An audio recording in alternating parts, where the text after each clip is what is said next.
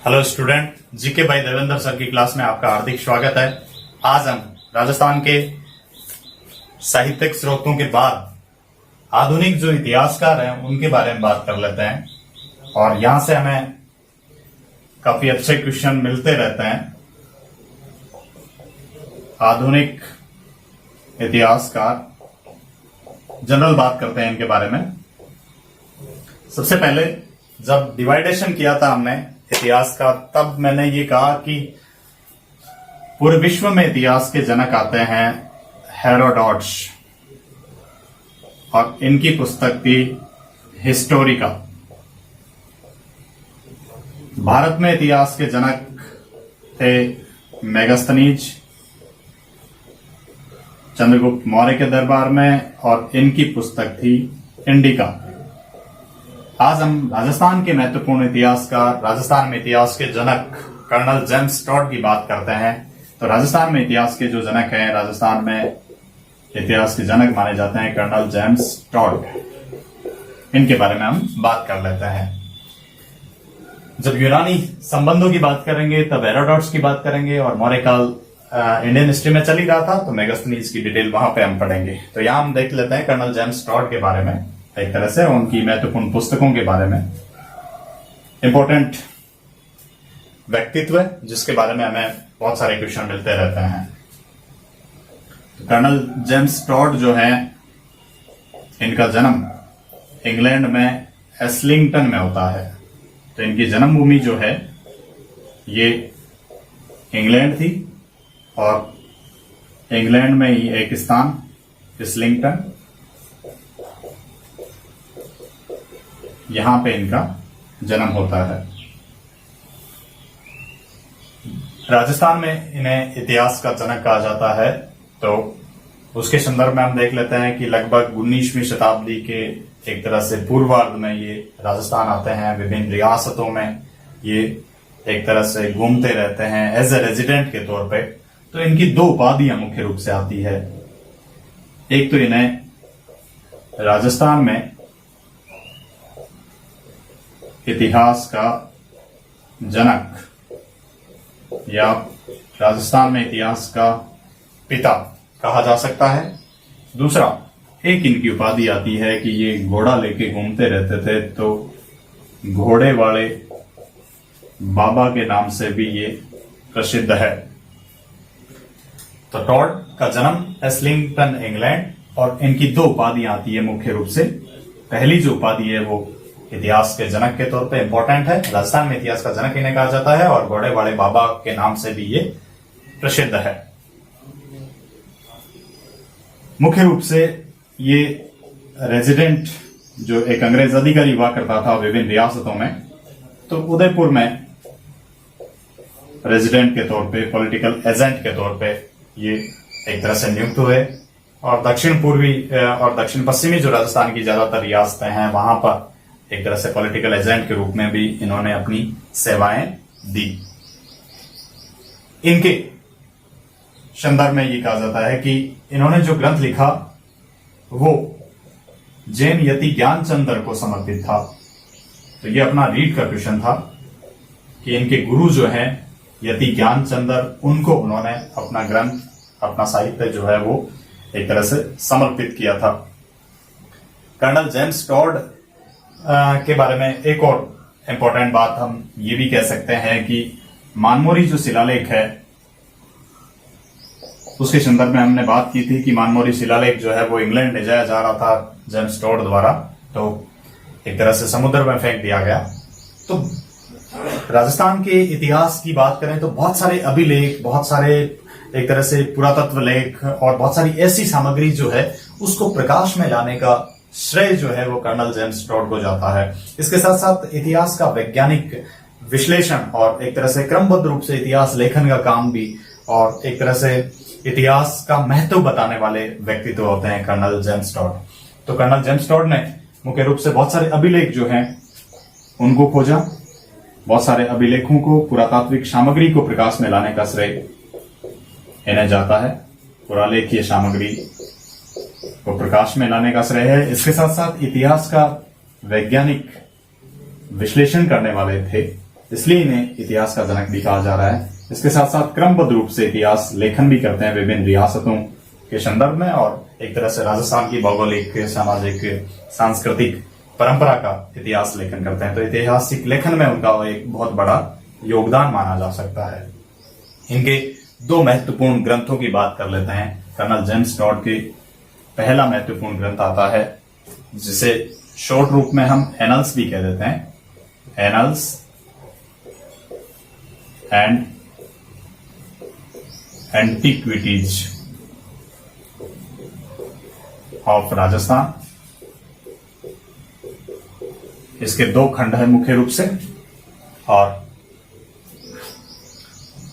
इसके अलावा इनकी एक अन्य पुस्तक आती है पश्चिमी भारत की यात्रा, या फिर एक तरह से हम ये कह देते हैं कि द हिस्ट्री ऑफ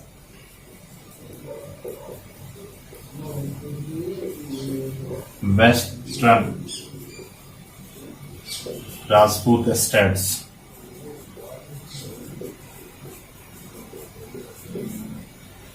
तो पश्चिमी जो रियासतें थी उनके बारे में भी इतिहास लेखन उन्होंने किया है, history of western Rajput states. और पहला जो महत्वपूर्ण ग्रंथ है, इंपॉर्टेंट जो ग्रंथ है, वो एनल्स और एंटिक्विटीज ऑफ राजस्थान है, जिसके मुख्यतः दो खंड हैं।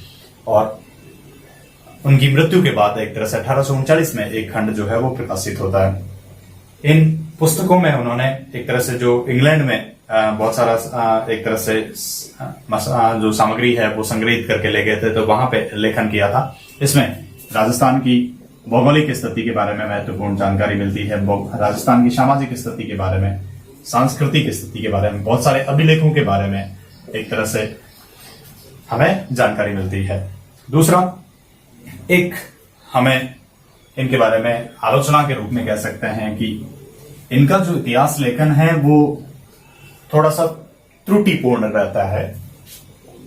तो त्रुटिपूर्ण इतिहास लेखन इन्होंने किया है। इसका कारण ये रहा कि एक तरह से स्थानीय भाषा से वो अवगत नहीं थे, अंग्रेजी भाषा के जानकार होते हैं, और इसके साथ साथ स्थानीय लोगों में इतिहास का इतना महत्व भी नहीं होता, जानकारी भी नहीं होती, इसलिए स्थानीय लोगों ने जो कुछ भी कहा है तो वहां पे त्रुटि रह सकती है। दूसरा, इन्होंने सामंतवाद पर, फ्यूडलिज्म पे लिखा है। तो सामंतवाद जो है, जो राजपूताना में प्रचलित था, एक तरह से अधीनस्थ राजा को हम सामंत कह रहे हैं, जो रक्त संबंधी होते थे, एक तरह से गुलाम नहीं कह सकते। लेकिन भारत में जो सामंतवाद है उसके संदर्भ में कर्नल जेम्स टॉड ने यूरोपीय सामंतवाद से तुलना की है। जबकि यूरोपीय सामंतवाद में हम देखते हैं कि सामंत और जो शासक है उसका संबंध एक तरह से दास और नौकर और राजा की भांति होता था, और यहाँ पर हम देखते हैं कि ब्लड रिलेटिव थे, और एक तरह से एक राजस्व का कुछ भाग जो है वो सामंत अपने राजा के यहाँ पहुंचाता था, और राजा जो है वो एक तरह से सैन्य दृष्टि से और आर्थिक दृष्टि से सामंत पे डिपेंड होता है। तो क्वेश्चन ऐसा भी मिल सकता है हमें कि सामंतवाद पे, राजस्थान में सामंतवाद पे लिखने वाले इतिहासकार जो है वो कर्नल जेम्स टॉड है, और हालांकि उन्होंने तुलना जो है वो की है, लेकिन एक तरह से यूरोपीय सामंतवाद से राजस्थान का सामंतवाद अलग मिलता है। एक रीड का अपना क्वेश्चन था कि अपनी जो पुस्तक है उन्होंने किसको समर्पित की है, तो उन्होंने यति ज्ञानचंद्र जो उनके गुरु थे उनको अपना एक तरह से लेखन जो है वो समर्पित किया था। तो जन्मभूमि जो है वो जरूर इंग्लैंड थी, लेकिन कर्मभूमि और एक तरह से इतिहास को क्रमबद्ध रूप से, वैज्ञानिक रूप से विश्लेषित करने में एक बहुत बड़ा योगदान हम कर्नल जेम्स टॉड का मानते हैं। तो राजपूताना में इतिहास के जनक कर्नल जेम्स टॉड थे। आगे बढ़ते हैं और कर्नल जेम्स टॉड के बाद बात करते हैं इटली के निवासी एलपी टेसिटोरी की। अगले जो विद्वान आते हैं वो हैं एलपी टेसिटोरी। पूरा नाम लुइजी पियो टेसिटोरी आता है।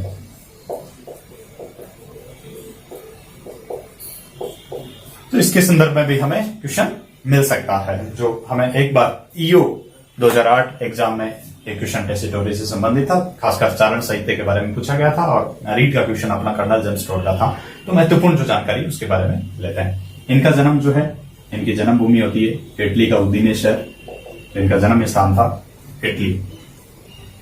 टेसिटोरी जो है, सबसे पहले जोधपुर रियासत आते हैं और जोधपुर रियासत में उन्हें एक तरह से इतिहास लेखन में सहयोग मिलता है। तत्पश्चात ये बीकानेर रियासत को अपनी कर्मस्थली बनाते हैं। तो इनकी जन्मस्थली तो इटली था, यूरोप का भारत कहलाने वाला एक देश, लेकिन कर्मस्थली अगर कही जाए तो बीकानेर है। बीकानेर में ही उनकी मृत्यु होती है। तो बीकानेर में इनके समकालीन शासक महाराजा गंगा सिंह थे और गंगा सिंह ने इन्हें राजस्थान के चारण साहित्य पर लिखने के लिए, चारण साहित्य पर लिखने का एक कार्य सौंपा। तो एक तरह से इनकी जो पुस्तक है वो चारण साहित्य पे है। यही हमारा ईओ का एक क्वेश्चन था, 2008 ईओ एग्जाम में पूछा गया कि टेसिटोरी ने मुख्य रूप से इतिहास लेखन किस विषय पर किया है, किस विषय वस्तु पर। तो चारण साहित्य पे इनका इतिहास लेखन हमें मिलता है। इनके समकालीन जो है वो गंगा सिंह है और गंगा सिंह ने ही इनको चारण साहित्य पर लिखने के लिए ये कार्य सौंपा था। इनकी कर्म भूमि पूछी जाए तो कर्म भूमि जो है वो बीकानेर होती है, जन्मभूमि इटली, और सबसे पहले राजस्थान में एक तरह से जोधपुर रियासत में इनका आगमन होता है। टेसिटोरी का एक बड़ा योगदान हम ये भी मान सकते हैं कि सिंधु सभ्यता से संबंधित जो महत्वपूर्ण स्थल है कालीबंगा, इसका खोज कार्य भी, इसके साथ साथ अन्य सभ्यताएं रंगमहल, बड़ोपल, डाबरी, तो इनका खोज कार्य जो है वो भी टेसिटोरी के नेतृत्व में हुआ है। एक तरह से कालीबंगा की जो पूर्व खोज है, अमलानंद घोष से पूर्व जो है खोज का श्रेय टेसिटोरी को जाता है।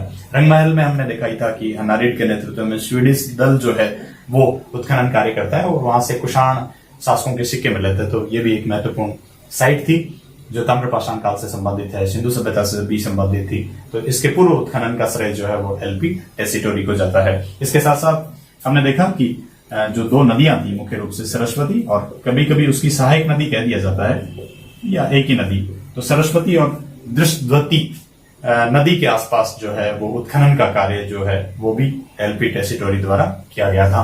इनके बीच का जो प्रदेश था वो ब्रह्मव्रत प्रदेश कहलाता था और सरस्वती को हमने वैदिक सभ्यता में पढ़ा कि पवित्र नदी भी इसको कहा जाता था, नदीतमा या अंबितमा भी इसको कहा जा रहा था। इसके किनारे बहुत सारे वैदिक मंत्रों की रचना की गई, इसलिए इसको ब्रह्मव्रत प्रदेश भी कहा जा रहा है। ब्रह्मव्रत का मतलब पवित्र प्रदेश हुआ एक तरह से।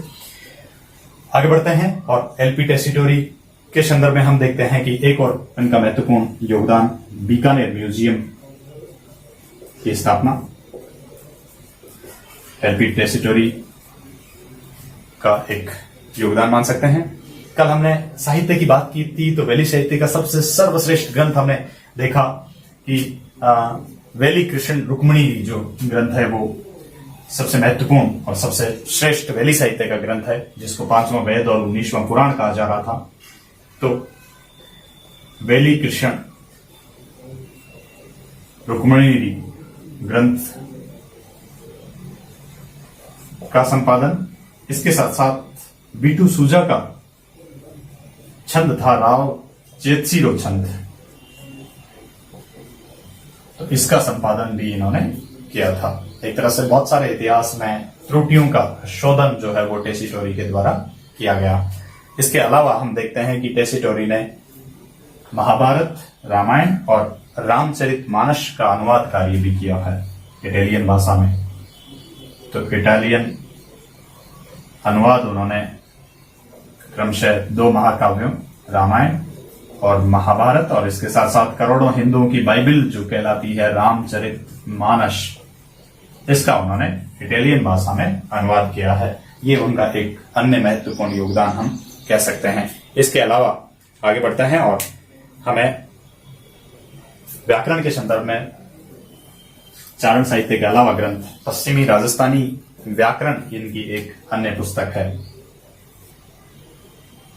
तो पहली इंपॉर्टेंट पुस्तक जो पूछी हुई है और दोबारा पूछी जा सकती है, चारण साहित्य पे इतिहास लेखन मुख्य रूप से, और पश्चिमी राजस्थानी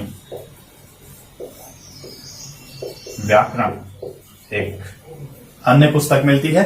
और इसके अलावा हम देखते हैं कि इन्होंने एक पुस्तक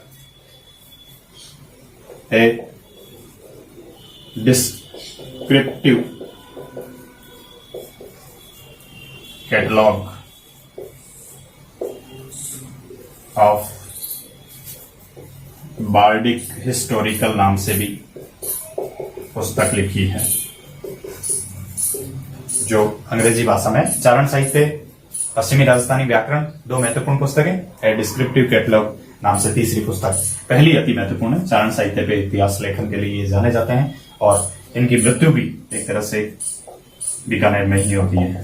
तो बीकानेर में ही इनकी कब्र है और बीकानेर ही इनकी कर्म भूमि होती है। गंगा सिंह के समकालीन एक महत्वपूर्ण इतिहासकार, जो खासकर राजस्थानी के संदर्भ में, खासकर चारण साहित्य में अपना बहुत बड़ा योगदान देते हैं।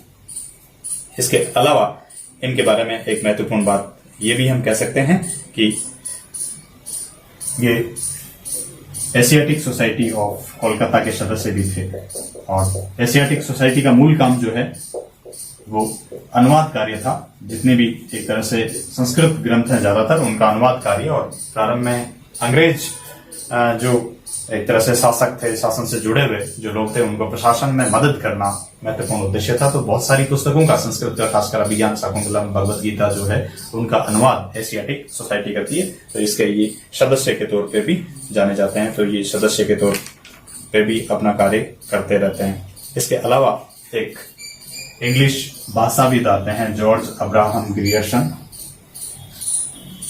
उनका अपना बहुत बड़ा योगदान है और महत्वपूर्ण उनकी पुस्तक आती है। विभिन्न बोलियों का वर्गीकरण भी उन्होंने किया है। जॉर्ज अब्राहम ग्रियर्सन पूरा नाम है, जॉर्ज अब्राहम ग्रियर्सन। इंग्लैंड में इनका जन्म हुआ। इंग्लैंड के प्रसिद्ध भाषाविद, पुरातत्वविद और इतिहासकार। इनकी महत्वपूर्ण पुस्तक की बात करें तो इनकी महत्वपूर्ण पुस्तक जो पूछी जा सकती है, ए लिंग्विस्टिक सर्वे के नाम से इनकी महत्वपूर्ण पुस्तक आती है, ए लिंग्विस्टिक सर्वे। और इसके साथ साथ ये टेसिटोरी के सहयोगी के तौर पे भी काम करते हैं और ये भी एशियाटिक सोसाइटी से जुड़े हुए विद्वानों में से एक थे। खासकर इन्होंने राजस्थानी भाषा जो है उसका वैज्ञानिक विश्लेषण किया है। तो राजस्थानी भाषा को वैज्ञानिक विश्लेषित करने के क्षेत्र में इनका महत्वपूर्ण योगदान हम मान सकते हैं, जॉर्ज अब्राहम ग्रियर्सन। और बोलियों के संदर्भ में भी इनका वर्गीकरण होता है। राजस्थान की विभिन्न जो डिंगल और पिंगल स्वरूप वाली विभिन्न क्षेत्रीय बोलियां हैं, उनका वर्गीकरण भी जॉर्ज अब्राहम ग्रियर्सन द्वारा किया गया। इसके अलावा इनका एक ग्रंथ आधुनिक भारतीय भाषा विषय कोश नाम से, आधुनिक भारतीय भाषा विषय कोश, ये इनकी दूसरी महत्वपूर्ण पुस्तक है। लिंग्विस्टिक सर्वे के अलावा ज्यादातर संभावना लिंग्विस्टिक सर्वे की ही पूछे जाने की रहती है। तो लिंग्विस्टिक सर्वे ऑफ इंडिया जो पुस्तक है, इनकी महत्वपूर्ण पुस्तक मानी जाती है। आगे बढ़ते हैं और मध्यकाल में एक महत्वपूर्ण आधुनिक इतिहासकार की बात करें जो मूलतः राजस्थान के निवासी थे। हालांकि इनका जन्म जो है वो राजस्थान में नहीं हुआ था। अगले इतिहासकार आते हैं अबुल फजल। अक्सर हमें मध्यकाल में अकबर के समय अबुल फजल के बारे में क्वेश्चन मिल जाता है। अबुल फजल जो है, इसके भाई का नाम फैजी होता है और इन दोनों के पिता का नाम था शेख मुबारक। तो दोनों अकबर के दरबारी नवरत्न होते हैं और शेख मुबारक जो है वो मूलतः नागौर के निवासी होते हैं। और अबुल फजल और फैजी का जन्म जो है वो आगरा में हुआ था। तो मूलतः राजस्थान के निवासी अबुल फजल, जन्म आगरा में होता है और अबुल फजल अकबर के समकालीन माने जाते हैं। तो अकबर के दीवान भी हैं, सलाहकार भी हैं, सेनापति भी हैं और मुख्य परामर्शदाता भी है, इतिहासकार भी है। यही कारण है कि जब मुणोत नैणसी की बात कर रहे थे, ख्यात साहित्य में हमने बात की थी कि मारवाड़ प्रगनारी विगत और नैणसी ख्यात दो महत्वपूर्ण ग्रंथ थे। तो मुंशी देवी प्रसाद ने मुणोत नैणसी को राजस्थान का अबुल फजल कहा था। तो ठीक नैणसी के साथ जो घटनाएं घटी, बहुत सारी घटनाएं जो है वो अबुल फजल के साथ घट चुकी थी, इसलिए समानता के स्तर पे राजस्थान का अबुल फजल कह दिया जाता है। तो अबुल फजल जो है वो अकबर के दीवान, सेनापति और परामर्शदाता तो थे ही थे। अकबर के नवरत्न भी होते हैं। जो नवरत्न थे उनमें से एक अबुल फजल की सबसे इंपॉर्टेंट जो पुस्तक है अकबरनामा है, और फैजी ने भी अकबरनामा नाम से पुस्तक लिखी है। तो फैजी का पुस्तक भी अकबरनामा है, और हालांकि वो अकबर के द्वारा स्थापित जो संस्कृत पुस्तकें हैं उनका फारसी अनुवाद किया जा रहा था, तो अनुवाद विभाग के अध्यक्ष भी फैजी बनाए जाते हैं, राजकवि भी होते हैं फैजी। तो फैजी की पुस्तक भी अकबरनामा है। बहुत सारे स्टूडेंट, बहुत सारा कंफ्यूजन रहता है, और सेम नाम से अबुल फजल की पुस्तक भी अकबरनामा है। अकबरनामा के 3 भाग हैं, और उसमें तीसरा भाग जो है वो आइन ए अकबरी कहलाता है। तो बहुत बार हमें सीधा सीधा आइन अकबरी लिखा हुआ भी मिल जाता है। तो मूलतः पुस्तक अकबरनामा है, जिसका तीसरा पार्ट, 3 भागों में से तीसरा पार्ट आइन अकबरी है, जो अबुल फजल की एक तरह से जीवनी भी कह सकते हैं। आइन का मतलब कानून होता है, तो इसमें हमें विभिन्न राजस्व संबंधी कानूनों का संकलन मिलता है। तो राजस्व कानूनों का उल्लेख अबुल फजल ने इसमें ग्रंथ में किया है। तो आइन अकबरी पूछा जाए या अकबरनामा पूछा जाए, ये अबुल फजल की पुस्तक है। अबुल फजल अकबर के दीवान, सेनापति और परामर्शदाता है, नवरत्न है। सेम नाम से पुस्तक फैजी जो अबुल फजल के भाई हैं उन्होंने भी लिखी है। ये दोनों शेख मुबारक के पुत्र थे, जो मूलतः नागौर के निवासी होते हैं। अबुल फजल का जन्म जो है वो आगरा में हुआ। अकबर के महत्वपूर्ण इतिहासकारों में और एक तरह से प्रशंसक इतिहासकारों में, जो अकबर की प्रशंसा करते हैं और मुख्य एक तरह से सलाहकार होते हैं। बदायूनी जो है वो सामान्यतः आलोचक इतिहासकार था, अकबर की आलोचना करता है। तो अगले इतिहासकार अबुल फजल की हमने बात की। आगे बढ़ते हैं और अगले एक इतिहासकार की बात कर लेते हैं। अगला इतिहासकार है गौरीशंकर हीराचंद ओझा। जो सिंपल सा क्वेश्चन हमें पूछा जा सकता है वो इतिहास की विभिन्न पुस्तकों के बारे में पूछा जा सकता है। जन्म स्थान वगैरह इतना ज्यादा पूछे जाने की संभावना कम रहती है, बहुत ज्यादा डेप्थ क्वेश्चन नहीं पूछे जाते हैं। तो गौरीशंकर हीराचंद ओझा जो है, इनका जन्म सिरोही के रोहिड़ा ग्राम में होता है। तो सिरोही का रोहिड़ा जो है वो इनका जन्म स्थान था। गौरीशंकर हीराचंद ओझा भी एक भाषाविद मान सकते हैं, एक प्रकांड विद्वान मान सकते हैं, एक बहुत मूर्धन्य इतिहासकार भी माने जाते हैं। तो इनका महत्वपूर्ण ग्रंथ आता है प्राचीन भारतीय लिपिमाला या लिपि शास्त्र, जो Guinness book of world record में इनका नाम दर्ज है। प्राचीन भारतीय लिपिमाला या लिपि शास्त्र के नाम से इन्होंने महत्वपूर्ण पुस्तक लिखी है, जो लिपियों पर आधारित है। जो भी देवनागरी ब्राह्मी लिपियां जो है उस पर इन्होंने अपना इतिहास लिखा है। इसके अलावा इन्होंने सबसे पहले जिस रियासत में जन्म हुआ उसी का इतिहास लिखा था। तो सिरोही राज्य का इतिहास,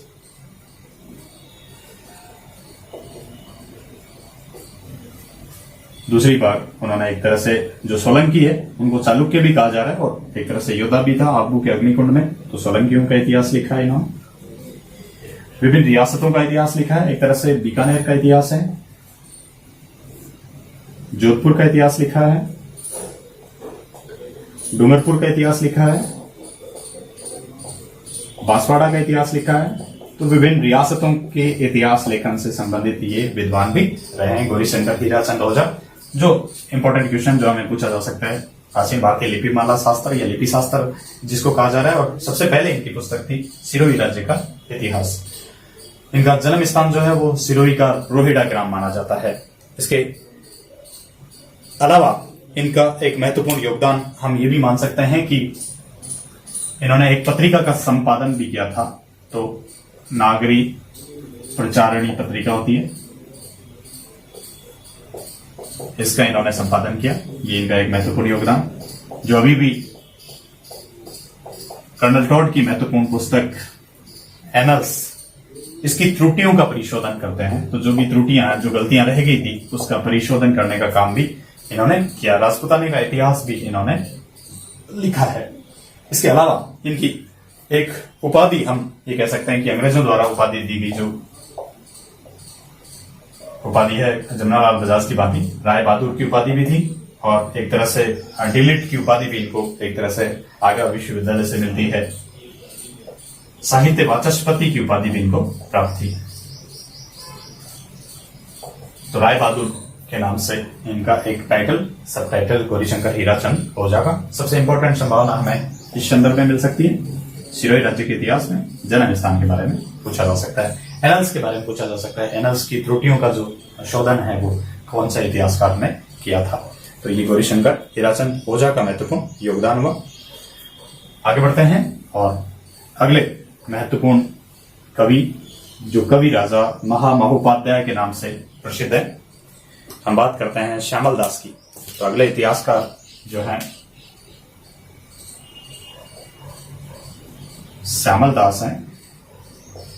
इनका जन्म स्थान होता है भीलवाड़ा का छालीवाड़ा गांव, जहां ओझा का जन्म स्थान था रोहिड़ा ग्राम सिरोही का। इनका भीलवाड़ा का छालीवाड़ा गांव जो है वो जन्म स्थान था। इनकी उपाधि आती है कवि राजा और महामहोपाध्याय। महामहोपाध्याय की उपाधि से विभूषित होते हैं। ये मेवाड़ के महाराणा शंभू सिंह के भी दरबारी कवि थे। तो शंभू सिंह के ही दरबार में इनको इतिहास लेखन का काम सौंपा जाता है। और शंभू सिंह के बाद जो शासक रहे सज्जन सिंह, महाराणा सज्जन सिंह ने इनको इतिहास लेखन के लिए 1 लाख रुपए का अनुदान भी दिया था। तो 1 लाख रुपए की राशि सज्जन सिंह द्वारा प्रदान की गई और शंभू सिंह ने उनको इतिहास लेखन का काम सौंपा था। इनके द्वारा जो महत्वपूर्ण इतिहास लेखन किया गया वो 5 जिल्दों में था और अति महत्वपूर्ण पुस्तकों में से एक वीर विनोद लिखा। वीर विनोद पुस्तक 5 जिल्दों में है, 5 संस्करणों में है, जिसमें पहली जिल्द में हमें खासकर यूरोप और एशिया का इतिहास मिलता है। तो पहली जिल्द अति महत्वपूर्ण बात है, यूरोप और एशिया के इतिहास के बारे में लिखा है उन्होंने। और उसके बाद शेष जो 4 जिल्द है उसमें गुहिल वंश के जो शासक हैं उनका उन्होंने अलग अलग विवरण किया है, जैसे रतन सिंह से लेकर अमर सिंह प्रथम, करण सिंह से अमर सिंह द्वितीय तक का, जगत सिंह द्वितीय तक का इतिहास उन्होंने वीर विनोद में लिखा है। कवि राजा और महामहोपाध्याय की उपाधि से विभूषित जो व्यक्तित्व श्यामल दास है, तो उनका जन्म स्थान भीलवाड़ा। शंभू सिंह और सज्जन सिंह के समकालीन मान सकते हैं। शंभू सिंह ने उन्होंने इतिहास लेखन का काम सौंपा था। 1871 की बात थी वो, और एक तरह से 79 में उन्होंने इतिहास लेखन का काम पूरा किया था। श्यामल दास के संदर्भ में हमें एक और महत्वपूर्ण बात भी मिलती है कि ये न केवल एशियाटिक सोसाइटी ऑफ बंगाल के सदस्य थे, इसके सदस्य तो थे ही थे, एक तरह से लंदन में हिस्टोरिकल सोसाइटी ऑफ लंदन के भी फेलो चुने जाते हैं। तो हिस्टोरिकल सोसाइटी ऑफ लंदन के भी ये फेलो चुने गए थे। एशियाटिक सोसाइटी के सदस्य के तौर पे भी ये काम करते रहते हैं। एशियाटिक सोसाइटी का, जैसा कि हम आधुनिक भारत में पढ़ेंगे, कि ये जो सोसाइटी है मुख्य रूप से जो संस्कृत ग्रंथ है उनका अनुवाद का कार्य मुख्य रूप से करती थी। इसके अलावा ब्रिटिश सरकार द्वारा इन्हें महामहोपाध्याय की उपाधि और केसर ए हिंद पदक, महात्मा गांधी को भी केसर ए हिंद पदक मिलता है। तो केसर ए हिंद का सम्मान और महामहोपाध्याय का जो सम्मान है वो ब्रिटिश सरकार द्वारा दिया जाता है और मेवाड़ महाराणा द्वारा उन्हें कवि राजा की उपाधि प्रदान की जाती है। इसके अलावा ये जो है इनका एक और महत्वपूर्ण काम ये भी था कि जब दक्षिण रियासतों के समकालीन विभिन्न जब विद्रोह देखते हैं, तो भील विद्रोह जो हुआ, तो भील विद्रोह में भीलों से समझौता करने के लिए भी मेवाड़ महाराणा द्वारा इन्हें भेजा गया। तो ये समझौता कराने में सफल भी रहे। तो भील विद्रोह के दौरान समझौता कराने में भी सफल रहते हैं श्यामल दास। इसके अलावा आगे बढ़ते हैं और एक और महत्वपूर्ण इतिहासकार की बात कर लेते हैं जिनका जन्म स्थान चूरू आता है और जिनके बारे में हमें पिछली रीट में एक क्वेश्चन मिला था।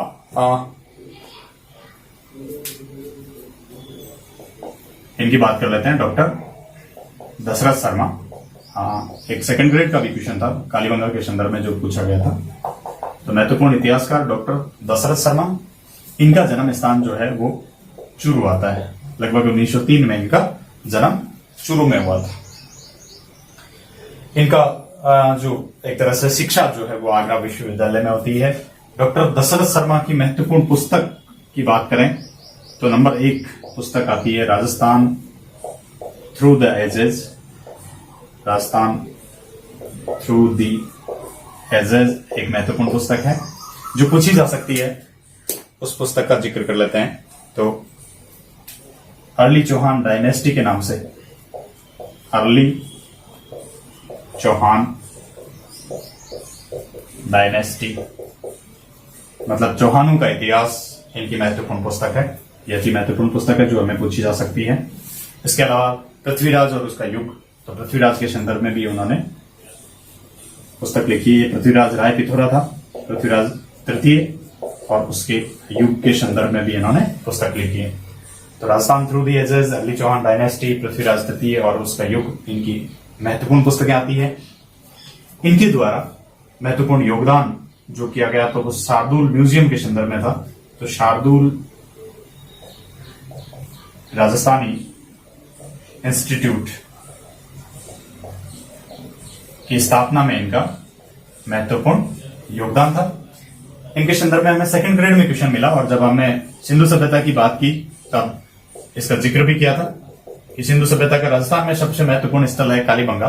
तो कालीबंगा को डॉक्टर दशरथ शर्मा ने सिंधु सभ्यता की तीसरी राजधानी बताया। अर्थात सिंधु सभ्यता की प्रथम 2 राजधानियां थी हड़प्पा और मोहनजोदड़ो, तीसरी राजधानी जो है उन्होंने कालीबंगा के संदर्भ में बताया। हालांकि कालीबंगा जो है वो दीनहीन बस्ती थी और यहां पर एक तरह से व्यापार वगैरह के संकेत जो है वो हमें कम मिले हैं।